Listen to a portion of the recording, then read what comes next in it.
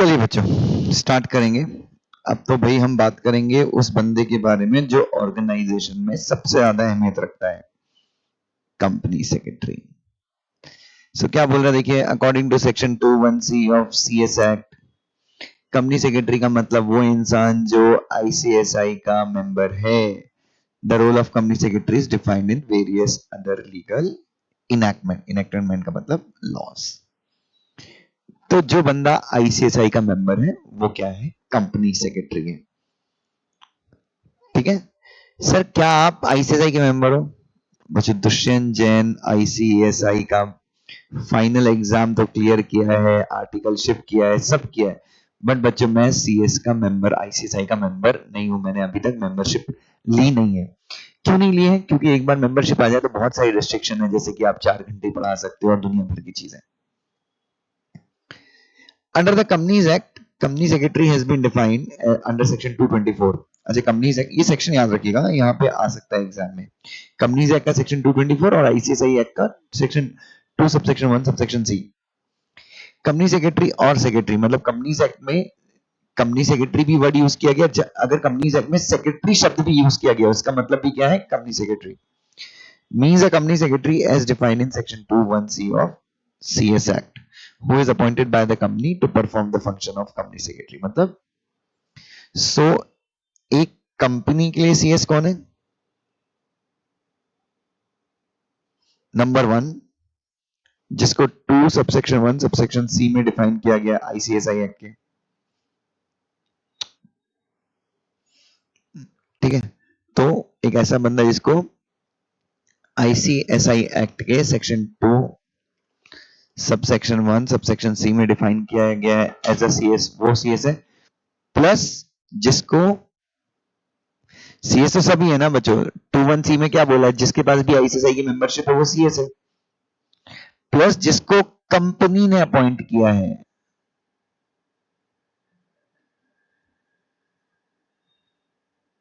Plus जिसको company ने appoint किया है, उन जिम्मेदारियों को निभाने के लिए जो जिम्मेदारियां कौन निभाता है, कंपनी सेक्रेटरी निभाता है। ठीक है,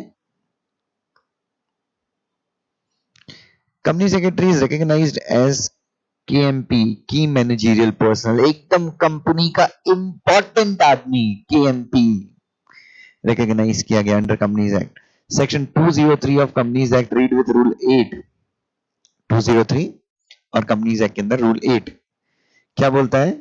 of appointment and remuneration of managerial personnel rule provides that every listed company and every other public company, मतलब हर एक लिस्टेड कंपनी मतलब जिसके शेयर स्टॉक मार्केट लिस्टेड है, प्लस दूसरी पब्लिक कंपनी मतलब जो प्राइवेट नहीं है, पब्लिक कंपनी की पेड अप कैपिटल कितनी है, 10 करोड़ और more shall have the following KMP।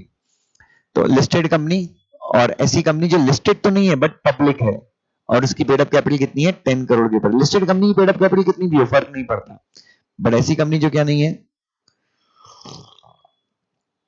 ऐसी कंपनी जो लिस्टेड नहीं है, ऐसी कंपनी जो क्या नहीं है, लिस्टेड नहीं है पर अनलिस्टेड पब्लिक भी है और पेड अप कैपिटल 10 करोड़ के ऊपर है। मतलब प्राइवेट को CS अपॉइंट नहीं होता क्या? नहीं, प्राइवेट भी होता है, मैं बताऊंगा कैसे। तो कौन कौन से चाहिए? MD और CEO और मैनेजर, और अगर ये ना ये है ना ये है ना ये है तो होल टाइम डायरेक्टर। तो इन सब में से कोई एक। तो पहला KMP कौन है? MD या CEO या मैनेजर, और अगर ये तीनों नहीं है तो होल टाइम डायरेक्टर भी चलता है। ठीक है, तो ये पहला KMP हो गया। इसके अलावा प्लस CS प्लस CFO। ठीक है, तो देख लो भाई, CS का रोल क्या है? कंपनी के मैनेजिंग डायरेक्टर जितना इंपॉर्टेंट, कंपनी के मैनेजिंग डायरेक्टर जितना इंपॉर्टेंट कौन है? Company secretary. CFO जितना इंपॉर्टेंट कौन है? Company secretary. CEO जितना, मैनेजर जितना इंपॉर्टेंट कौन है? Company secretary. ठीक है, तो अच्छा, ये तो हो गया रूल 8। लेकिन according to rule 8A, every private company which has a paid up share capital of 10 crore or more shall also have a company secretary। आई शाला गलती कर रहा है, कुछ भी बोलता है। तो listed company plus public 10 crore या उससे ज्यादा प्लस प्राइवेट 10 करोड़ या उससे ज्यादा। तो ये 3 क्लासेस ऑफ कंपनीज हैं जिनको होल टाइम कंपनी सेक्रेटरी चाहिए होता है। ठीक है, होल टाइम मतलब इनकी ऑर्गेनाइजेशन में एक कंपनी सेक्रेटरी होना चाहिए जिसको केएमपी बोला गया। अच्छा, लॉ ने ऐसा नहीं बोला कि आपको सीएस रखना है। लॉ ये बोलता है कि आपको क्या रखना है, केएमपी रखना है। केएमपी में कौन कौन, एमडी या सीईओ या मैनेजर, ये तीनों नहीं है तो whole time director and CFO and CS. तो ये 3 केएमपी होने चाहिए अगर 10 करोड़ की कैपिटल क्राइटेरिया को आप फुलफिल करते हैं या फिर आप क्या है, लिस्टेड कंपनी है। सीएस के फंक्शंस क्या क्या है?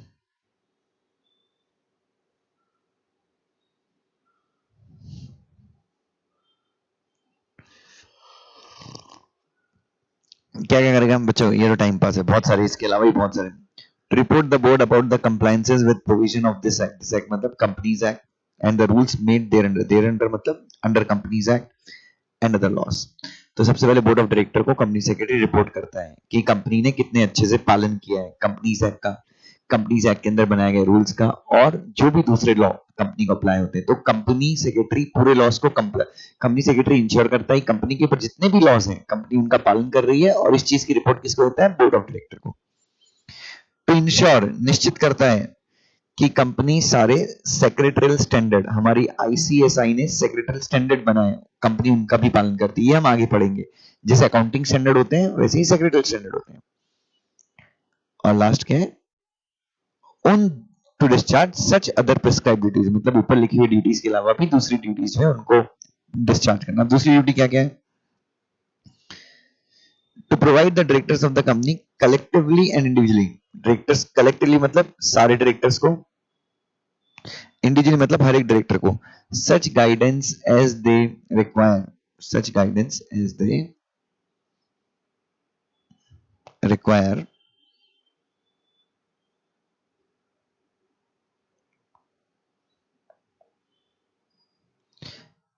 With regard to their duties responsibility and power. तो सारे डायरेक्टर्स को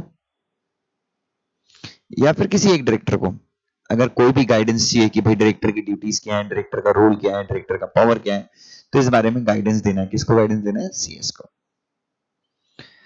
टू फैसिलिटेट, फैसिलिटेट का मतलब होता है सुविधा देना, एंड द कन्वीनिंग, कन्वीनिंग मतलब करवाना, of meetings and attend board committee and general meetings and to maintain minutes of those meetings. Company secretary को सुविधा देनी है और करवाना भी है सारी मीटिंग्स, कंपनी की बोर्ड मीटिंग, जनरल मीटिंग, और कंपनी के अंदर जो डायरेक्टर्स की कमेटी होती है उनकी मीटिंग, और उन मीटिंग को अटेंड भी करना है, और मीटिंग की समरी लिखना भी है पेपर पे, मतलब मिनट्स बनाना है। To obtain approvals from board of directors, general meeting, government and such other authorities as required under the provisions of the act।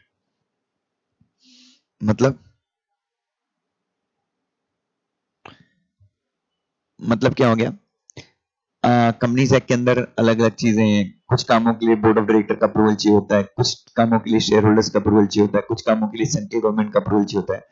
तो जो भी अप्रूवल्स कंपनीज एक्ट के अंदर लगते हैं वो सारे अप्रूवल लाना किसकी जिम्मेदारी होती है, सीएस की। To represent before various regulator, regulator मतलब SEBI, NCLT, securities appellate tribunal, इन सबके सामने रिप्रेजेंट करना, and other authorities under the act in connection with discharge of various duties. तो कंपनी के खिलाफ अगर कोई शिकायत सेबी के पास आती है, एनसीएलटी में आती है, आरबीआई के पास आती है, किसी भी स्टैट्यूटरी बॉडी के पास, कानूनी संस्था के पास कंपनी की कोई भी शिकायत आती है, तो कंपनी का पक्ष रखने कौन जाता है, company secretary.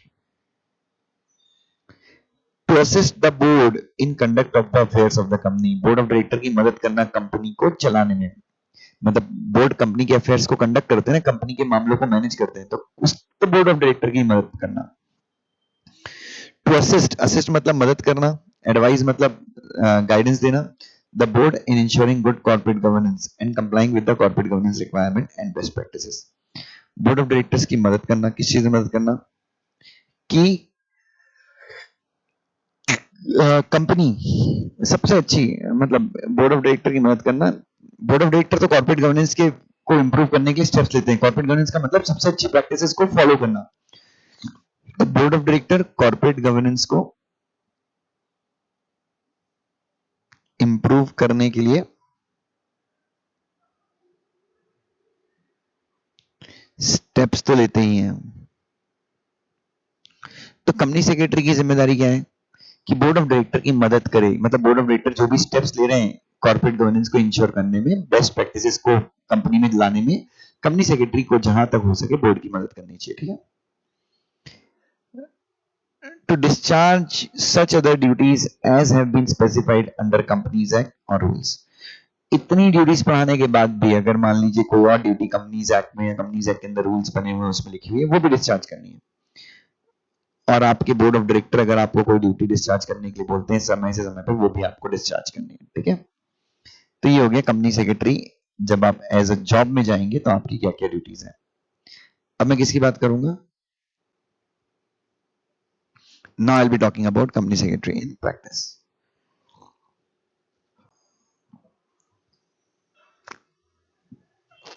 Now, so company secretary बनने के बाद आपके पास दो चॉइस होती हैं, या तो आप जॉब करें या फिर अपना खुद का ऑफिस खोल लें,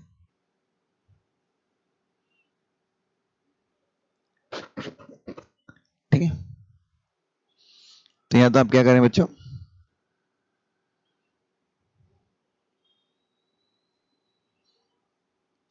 इधर यू स्टार्ट अ जॉब या फिर अपना खुद का ऑफिस खोलें। अब खुद का ऑफिस खोलो। अब देखो कंपनी सेक्रेटरी किसको लगता है? जिस कंपनी की पेड अप कैपिटल 10 करोड़ है या फिर जो लिस्टेड है। लेकिन वो कंपनी का क्या होगा जिनकी कैपिटल 10 करोड़ के कम है, या फिर जिन कंपनी की कैपिटल 10 करोड़ से ज्यादा है, उनको भी अपने यहाँ पे सेक्रेटरियल ऑडिट करवाना होता है। 10 करोड़ से ज्यादा वाली कंपनी या फिर लिस्टेड कंपनी, इनको क्या करवाना होता है अपने यहाँ पे बच्चों, मैं बताऊंगा आगे। सेक्रेटरी ऑडिट मैंडेटरी होता है। तो बच्चों दो चीजें बोल रहा हूं मैं। 10 करोड़ से कम वाली कंपनी, उनके यहाँ भी तो, उनको भी तो कंपनी लॉ फॉलो करना होता है। 10 करोड़ जिन कंपनी की पेड अप कैपिटल 10 करोड़ से कम है, ठीक है। उसके बाद ऐसी बहुत सारी कंपनियां जो लिस्टेड हैं, वो तो ठीक है, और लिस्टेड के अलावा भी बहुत सारी कंपनी जिनको अपने यहाँ पे सेक्रेटरी ऑडिट करवाना होता है। फिर आईपीओ वगैरह की एडवाइजरी, फिर बहुत सारे फॉर्म्स का सर्टिफिकेशन, ये सब काम अगर आप करते हैं तो आप क्या करते हैं, आप अपना खुद का ऑफिस खोलिए और आप क्या कर सकते हैं, आप कंपनी सेक्रेटरी बन सकते हैं। कैसे? In practice. आप प्रैक्टिस शुरू कर सकते हैं। तो जो कंपनी सेक्रेटरी क्या करता है, जॉब नहीं करता, जबकि वो बोलता है कि वो खुद का ऑफिस खोलेगा और अलग अलग कंपनीज को सर्व करेगा, उसको हम बोलते हैं कंपनी सेक्रेटरी इन प्रैक्टिस। चलिए, तो एज पर सेक्शन 25,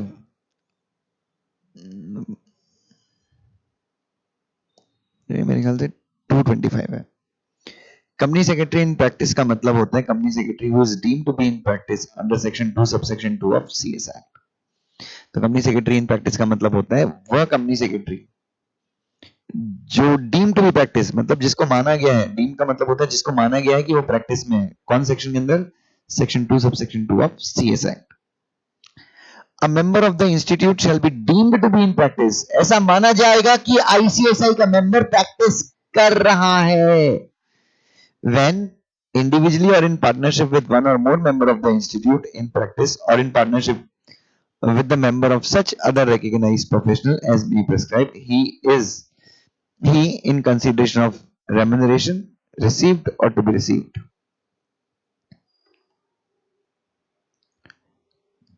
तो बच्चों इसका मतलब क्या है कि भाई एक आईसीएसआई के मेंबर को सेक्शन 2 सबसेक्शन 2 बोलता है कि ये माना जाएगा कि वो प्रैक्टिस में है। कब? जब वो अकेला खुद से या फिर पार्टनरशिप करके, किसके साथ? एक या फिर एक से ज्यादा मेंबर्स ऑफ आईसीएसआई जो प्रैक्टिस में है, आईसीएसआई इन प्रैक्टिस। तो आप अकेले या फिर दूसरे लोगों के साथ मिलकर, दूसरा कौन हो सकता है? एक हो सकता है या फिर एक से ज्यादा भी हो सकता है, ठीक है। और वो कौन होना चाहिए? वो भी आईसीएसआई का मेंबर होना चाहिए, प्लस वो भी प्रैक्टिस में होना चाहिए जिसके साथ पार्टनरशिप करें, या फिर in partnership with member of such other recognised professional. मतलब आप सीएस भी पार्टनर बन सकते हो, सीएस प्लस आप किसके साथ पार्टनरशिप कर सकते हो? उन प्रोफेशनल मेंबर्स के साथ जिनको हमारी इंस्टीट्यूशन ने रिकॉग्नाइज किया। मतलब सीएस सीए के साथ भी पार्टनरशिप कर सकता है, लॉयर के साथ भी पार्टनरशिप कर सकता है, तो कुछ ऐसी रिकॉग्नाइज इंस्टीट्यूशन है जिनके साथ आप पार्टनरशिप कर सकते हैं, ठीक है। तो एमसीक्यू आएगा एग्जाम में कि क्या सीएस दूसरे प्रोफेशनल्स के साथ भी पार्टनरशिप कर सकता है? यस, आपका आंसर क्या होगा? रिकॉग्नाइज्ड प्रोफेशनल के साथ कर सकता है, ठीक है।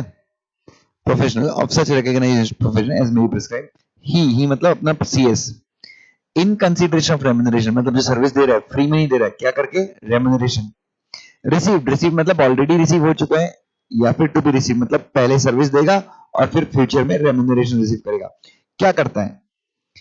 एंगेजेस हिमसेल्फ, अपने आप को एंगेज करता है in the practice of the profession of CS और in relation to any company, मतलब सीएस की प्रैक्टिस करता है कहां पे? किसी कंपनी में। In relation to any company मतलब अपनी सर्विसेज किसी कंपनी को प्रोवाइड करता है। कौन सी सर्विस? जॉब वाली या प्रैक्टिस वाली? प्रैक्टिस वाली।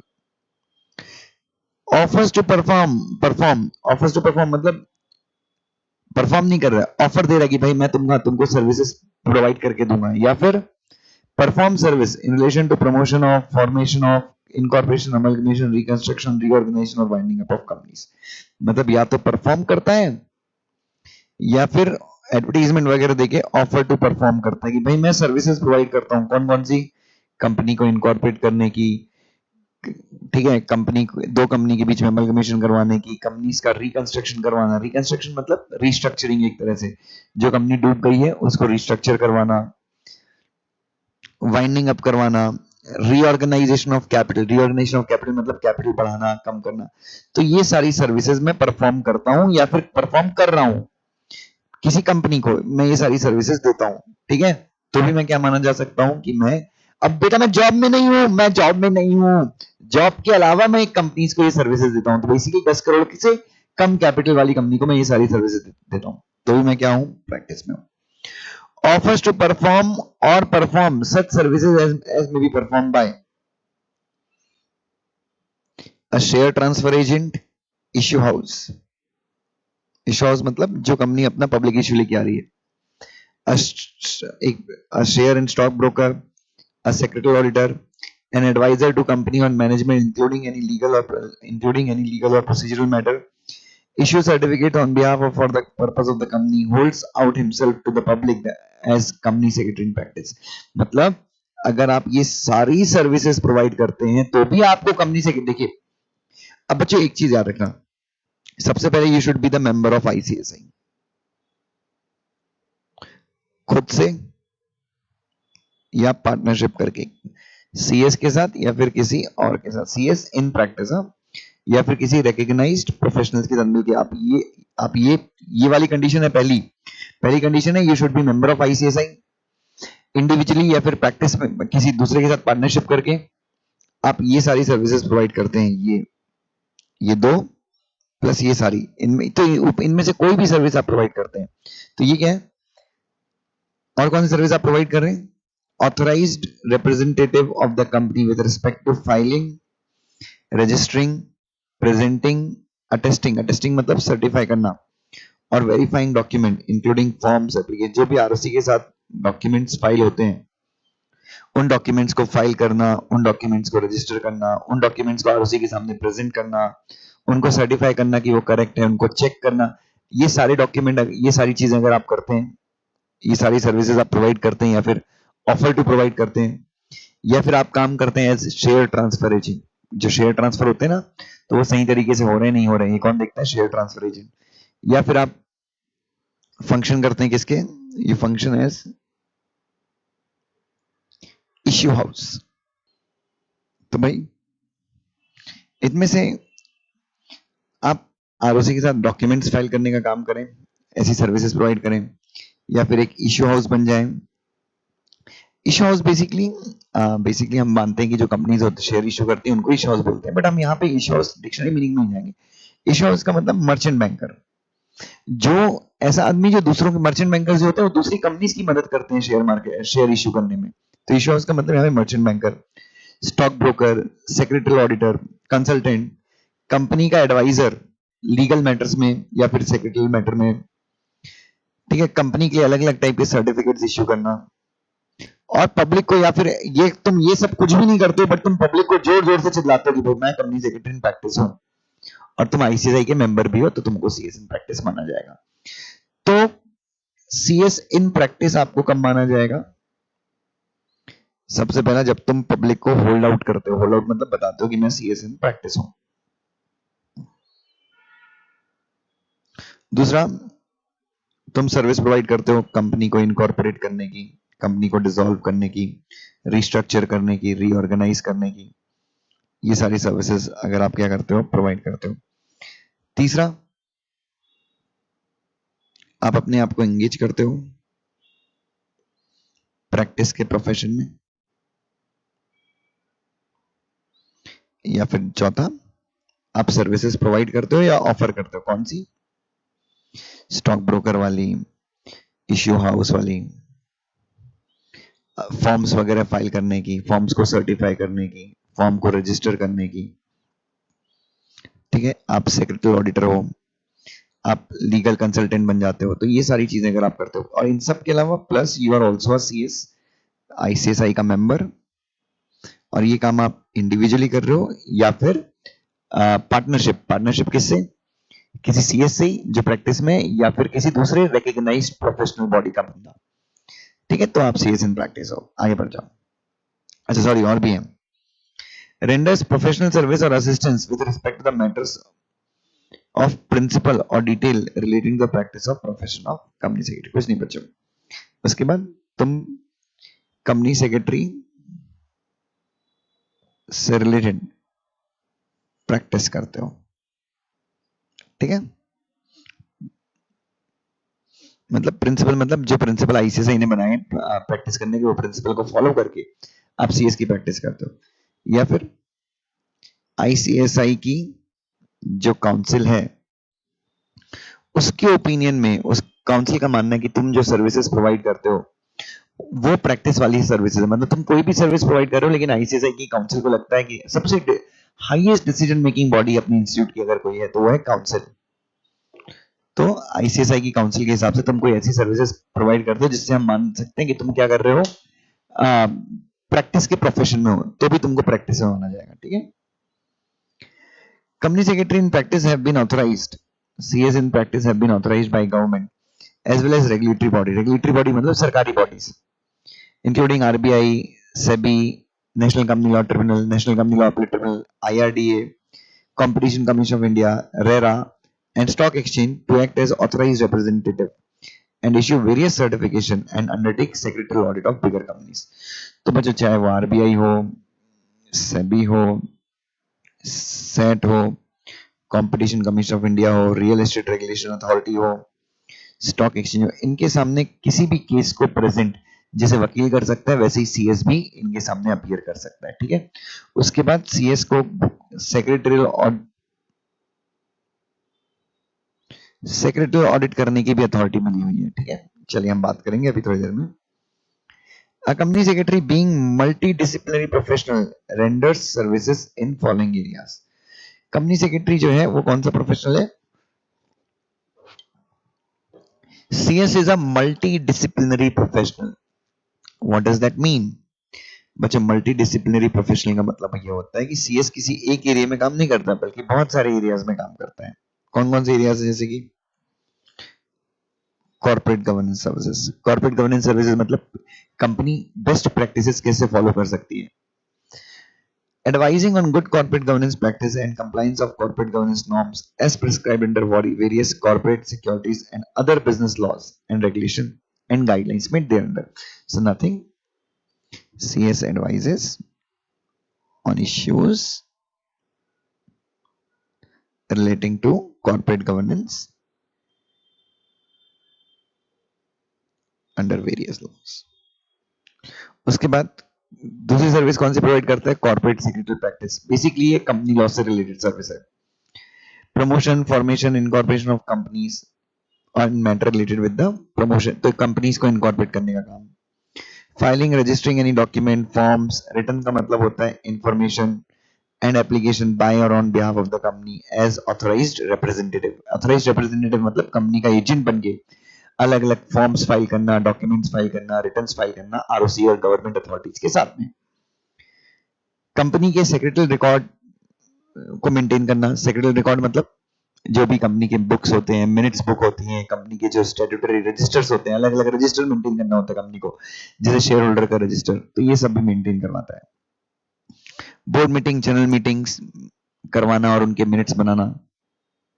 शेयर ट्रांसफर, ट्रांसमिशन, ट्रांसमिशन मतलब एक आदमी की मौत के बाद उसके शेयर उसके लीगल रिप्रेजेंटेटिव को जाते हैं, उसको बोलते हैं ट्रांसमिशन। तो ट्रांसफर, ट्रांसमिशन के मैटर देखना। और उसके मतलब इसके अलावा भी बच्चों बहुत सारे, बैंकिंग में हमारा बहुत स्कोप है, बिग फोर ऑडिट में हमारा बहुत बड़ा स्कोप है, इंश्योरेंस सेक्टर में, NBFC, non banking financial companies में, मतलब सीएस का स्कोप बच्चों इमेंस है, इमेंस। चलिए नेक्स्ट देखते हैं। नेक्स्ट जो मेरा डिस्कशन आपके साथ होगा that would be on secretarial audit. ठीक है, चलिए चलिए बच्चों, तो सेक्रेटरी ऑडिट क्या है बच्चों? सेक्शन 204 के हिसाब, बच्चों सेक्रेटरी ऑडिट क्या होता है बच्चों? कुछ नहीं, कंपनी ने सारे कंप्लायंसेस बराबर से किए हैं नहीं किए हैं, सारे लॉ का पालन किया है नहीं किया, अगर कंपनी में कंपनी सेक्रेटरी है तो उसने अपनी ड्यूटीज को बराबर से निभाया है नहीं निभाया है, कॉर्पोरेट गवर्नेंस के प्रिंसिपल बराबर से फॉलो हुए नहीं हुए, सारे आरओसी के फॉर्म्स टाइम पे फाइल हुए हैं, जितना भी कंपनीज एक्ट और दूसरे लॉज में लिखा है उन सब चीजों का सही तरीके से पालन हुआ है नहीं हुआ है, ये कौन देखता है? एक independent professional company secretary in practice check करता है कंपनीज में जाके। जैसे अकाउंट्स का ऑडिट होता है वैसे ही सेक्रेटरी रिकॉर्ड्स का ऑडिट सेक्रेटरी ऑडिट में होता है। ठीक है, चलिए तो देखते हैं सेक्रेटरी ऑडिट कैसा होता है, क्या होता है। सेक्शन 204 के हिसाब से हर एक लिस्टेड कंपनी जिसके शेयर स्टॉक एक्सचेंज में लिस्टेड है और प्लस हर एक पब्लिक कंपनी इसकी paid up share capital 50 crore रुपए है या उससे ज्यादा है, और या फिर पब्लिक कंपनी जिसका टर्नओवर 250 करोड़ है या उससे ज्यादा है, और every company having outstanding loans और बोरिंग्स फ्रॉम बैंक और पीएफआई ऑफ 100 करोड़ और मोर शैल एनेक्स, एनेक्स मतलब जोड़ना है, अटैच करना है, with its board of directors report made in terms of section 143, a secretary audit report given by company secretary in practice in the prescribed form. It shall be the duty of the company to give सारी मदद facilities to company secretary in practice को for auditing the secretary and related records of the company. चलो बच्चों, कुछ नहीं बच्चों, बहुत simple है। सो एक कंपनी, ठीक है, ध्यान से देखेंगे, जो स्टॉक मार्केट में जिसके शेयर्स क्या हैं, लिस्टेड है, प्लस ऐसी पब्लिक कंपनी, हाँ प्राइवेट कंपनीज यहां पे शामिल नहीं है, जिनकी पेड अप कैपिटल कितनी है, 50 करोड़ या उससे ज्यादा है, या फिर ऐसी पब्लिक कंपनी जिसका टर्नओवर 250 करोड़ या उससे ज्यादा है, या फिर अब यहां पे एक चीज ध्यान में रखना, यहां पे दो जगह पब्लिक, यहां पे लिखा है और एवरी कंपनी, या फिर हर कंपनी। अब हर कंपनी मतलब प्राइवेट भी हो सकती है या पब्लिक भी हो सकती है, जिसका आउटस्टैंडिंग लोन बैंक से या फिर किसी public financial institution, public financial institution का मतलब एलआईसी, अपना industrial development financial corporation IDFC, या फिर यूटीआई, इन सबसे आउटस्टैंडिंग लोन कितना है, 100 करोड़ या उससे ज्यादा।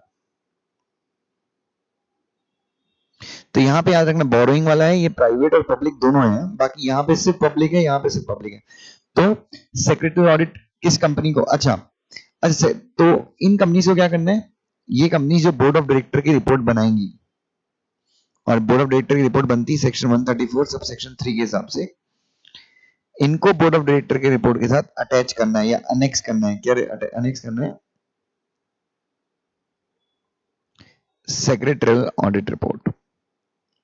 प्लस जब कंपनी सेक्रेटरी इन प्रैक्टिस जब सेक्रेटरी ऑडिट करने आएगा तो इनको क्या करना है, पूरा सहयोग करना है, मदद करनी है, किस चीज की, कंपनी का सेक्रेटरी ऑडिट करने में, सेक्रेटरी रिकॉर्ड्स को जांचने में।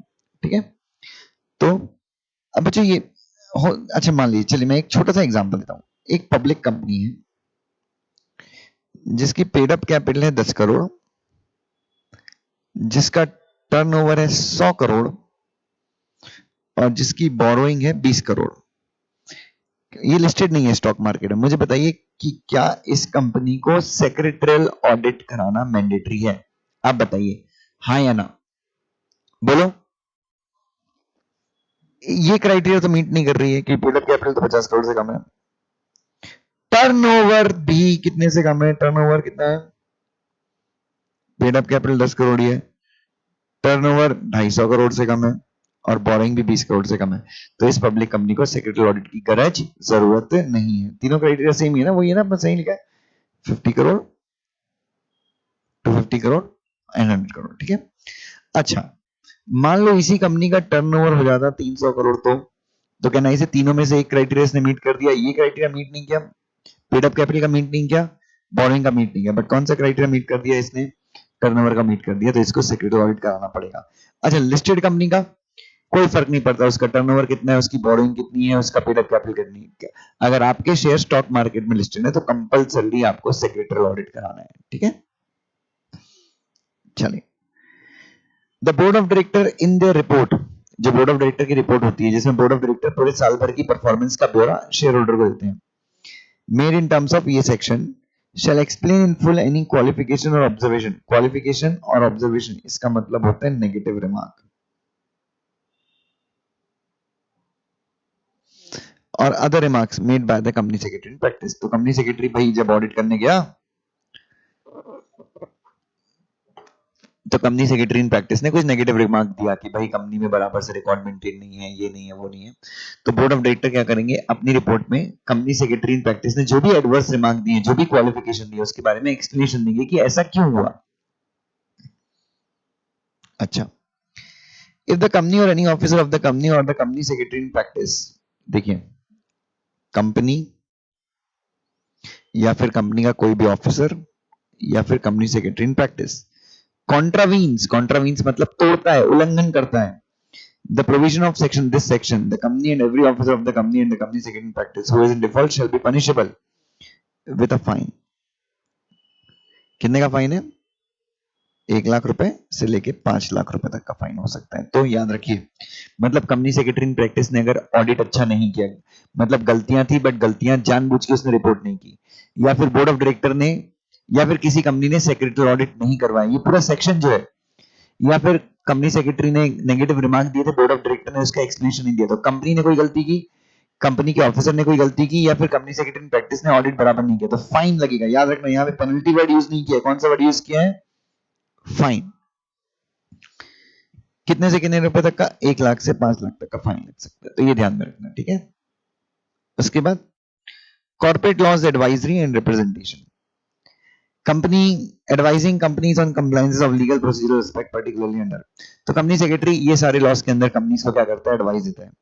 SEBI, securities contract regulation act, insolvency and bankruptcy code, FEMA, consumer protection, depository, environmental and pollution laws, labor laws, cooperative societies act, merger and amalgamation, foreign collaboration, setting up of subsidiaries abroad, competition law, IPR is intellectual property rights, RERA, arbitration, drafting of legal documents, ये सारे laws में CS जो है चाहे वो practice में हो या फिर जॉब करता हो, कंपनी को एडवाइस दे सकता है।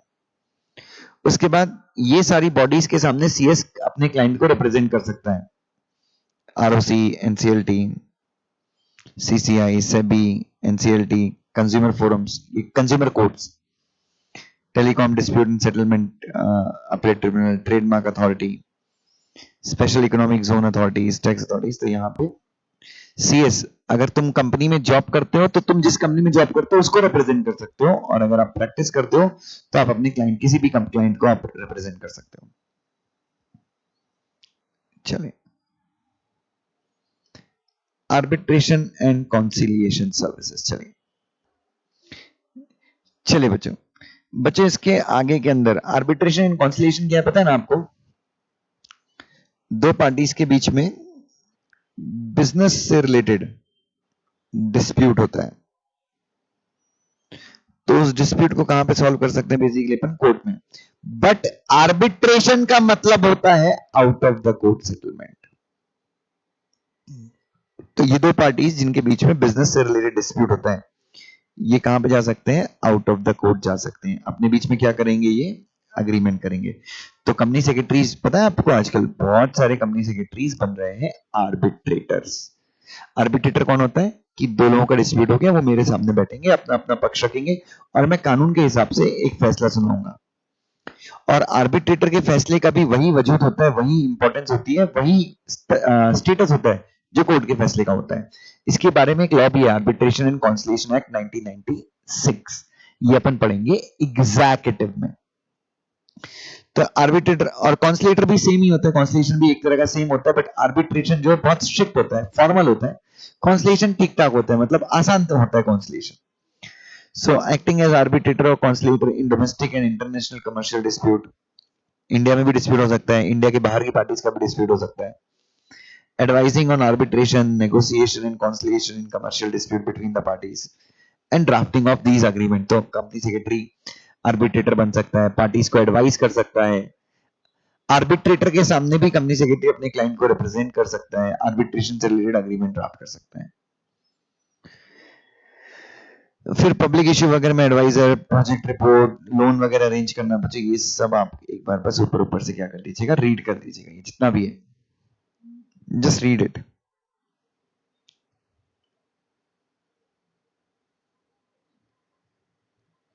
जस्ट रीड, एक एक लाइन कैसे हो मुझे ये सिर्फ रीड कर लीजिएगा। WTO पता है ना आपको क्या होता है? WTO यूनाइटेड नेशन की एक बॉडी है जो क्या करती है, ये देखती है कि पूरे अक्रॉस द वर्ल्ड सारी कंपनीज ने, हर एक कंट्री दूसरी कंट्री के सामानों को रिस्पेक्ट देती है। जैसे इंडिया को चाइना के बहुत सारे प्रोडक्ट बैन कर देना चाहिए, मैं भी मानता हूं, लेकिन इंडिया नहीं कर सकती। क्यों? क्योंकि इंडिया ने WTO से वादा किया है कि इंडिया अपने मार्केट को सारे देशों के लिए खुला रखेगा। तो वर्ल्ड ट्रेड ऑर्गेनाइजेशन का काम यही है कि हर एक इंटरनेशनल ट्रेड, दो कंट्रीज के बीच में अच्छा ट्रेड होना चाहिए, कोई भी कंट्री दूसरी कंट्री को प्रतिबंधित ना करे। तो CS इन सब मामलों में क्या करता है? एडवाइस करता है। सो जस्ट रीड बच्चों, एक एक लाइन की चीजें जस्ट कीप ऑन रीडिंग बच्चों, दैट्स इट। सिर्फ रीड कीजिएगा बच्चों, and we are done with the chapter. So बच्चों बस एक बार दो बार रीड कर लीजिएगा, कुछ नहीं समझता, कोई टर्म नहीं समझती तो प्लीज मुझे पूछिएगा, बट एग्जाम में मेरे ख्याल से यहां से नहीं आएगा, बट की आई नो एक दो बार रीड करिएगा बस। विजन क्या है ICSI का? तो एक चूज करना है। मिशन क्या है ICSI का? कौन से ईयर में? 1980 में। Which of the following are the functions of ICSI? Student को एग्जामिन करना, रेगुलेट करना, yes, all of the above. A company secretary in practice can appear as authorized representative, इसके सामने इसके, ठीक है। चलिए इसके और MCQs में बनाऊंगा। तो बच्चे सिंपल चैप्टर है, आराम से कीजिएगा, बहुत अच्छा चैप्टर है, ठीक है। थैंक यू सो मच बच्चों।